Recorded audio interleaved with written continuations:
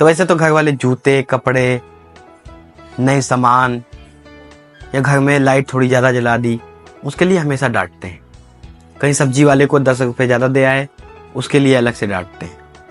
लेकिन अगर घर में शादी हुई तो इज्जत बहुत पहले आ जाती है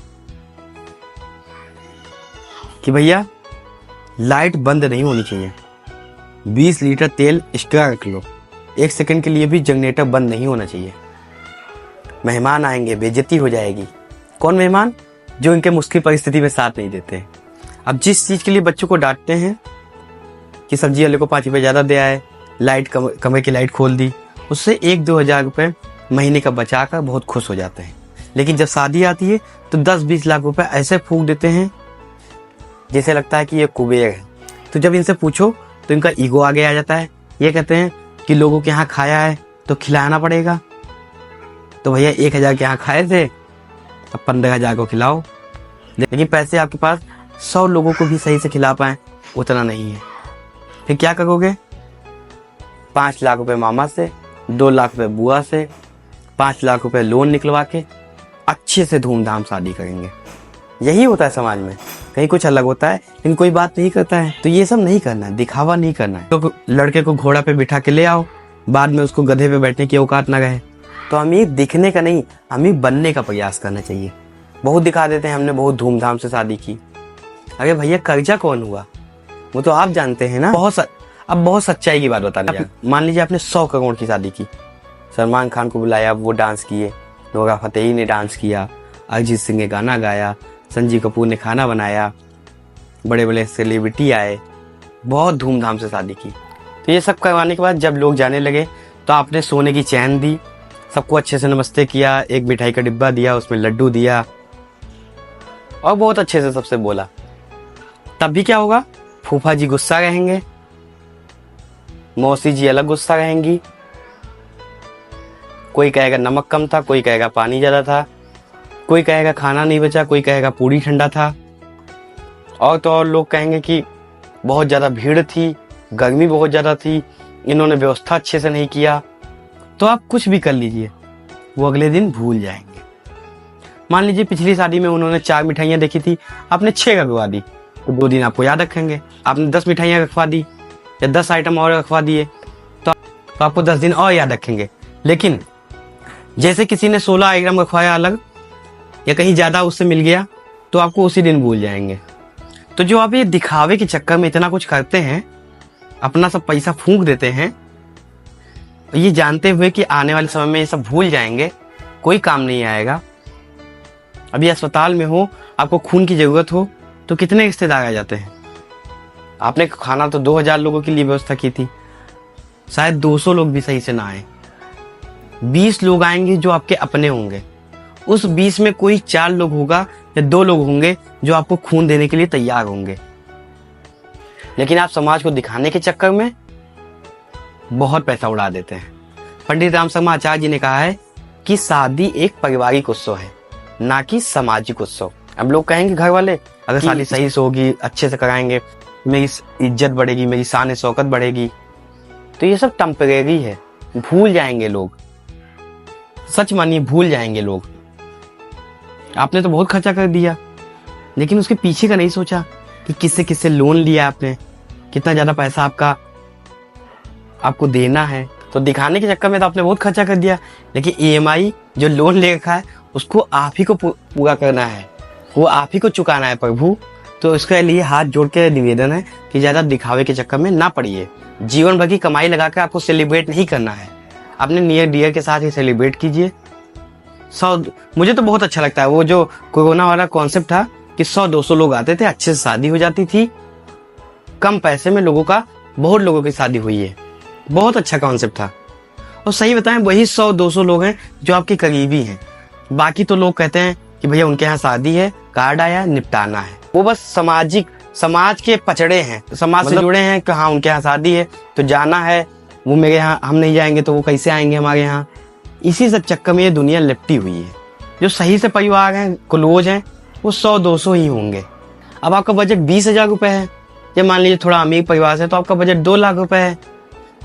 लेकिन आपको ये नहीं करना है कि 2 लाख का बजट है तो आप 5 लाख खर्चा कर दीजिए।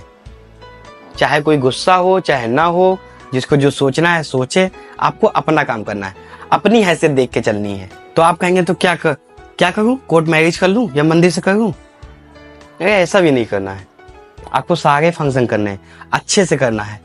पुरानी पीढ़ियां जो करती आ गई है शादी, जिस परंपरा से हो रही है उसी परंपरा से कीजिए।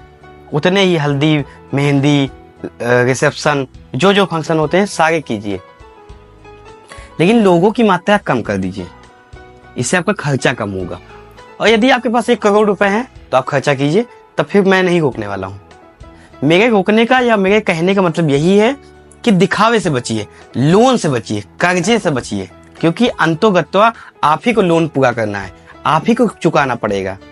और लोन नहीं चुका पाएंगे तो पुलिस आपके घर आएगी, आपके रिश्तेदारों के घर नहीं आएगी, आप ही को उठा ले जाएगी। फिर जिन्होंने खाना खाया था, जिनको आप मानते थे, उसमें से कोई नहीं आएगा आपको जेल से छुड़वाने के लिए। अब मानिए 2 लोग हैं घर में, एक की शादी हो गई है, एक की करनी है, और उसके बाद जिसकी शादी होगी उसके बच्चे अभी बहुत छोटे हैं, 1-2 महीने के हैं, 20 साल बाद कहीं शादी करनी है, तो आप भैया खुल के खर्चा कीजिए, क्योंकि आपके छोटे भाई की शादी है, अच्छे से खर्चा कीजिए। या बहन की शादी है तो जितना ज्यादा दे पाइए उसको दीजिए, खूब अच्छे से धूमधाम से कीजिए। और जब 10-20 साल बाद अपने बच्चे की शादी करनी होगी तब आप बहुत पैसा कमा लेंगे, करोड़ों में उड़ाएंगे, तब तक कोई दिक्कत नहीं है। तो हर चीज को ध्यान में रखकर ही डिसीजन लेना चाहिए, शांत दिमाग से डिसीजन लेना चाहिए।